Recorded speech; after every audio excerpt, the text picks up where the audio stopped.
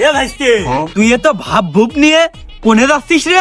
আমার নায়িকা কইতে ফোন কিনতে, তাই আমি ফোন কিনতে যাচ্ছি। কি ভাইস্তে, তোর নায়িকাও আছে, আবার তোর নায়িকা তোর ফোন কিনতে গিয়েছে? তা ভাইস্তে কোনে যাচ্ছিস ফোন কিনতে? মোবাইল বাজারে। মোবাইল বাজারে? তা ভাইস্তে ওই মোবাইল বাজারটা কোনে রে? হাজিরা বাজারে। তা ভাইস্তে তুই মোবাইল কিনা টাকাটা কোনে পাবি? টাকা তুই দিবি, এই তোর ছাপাবো।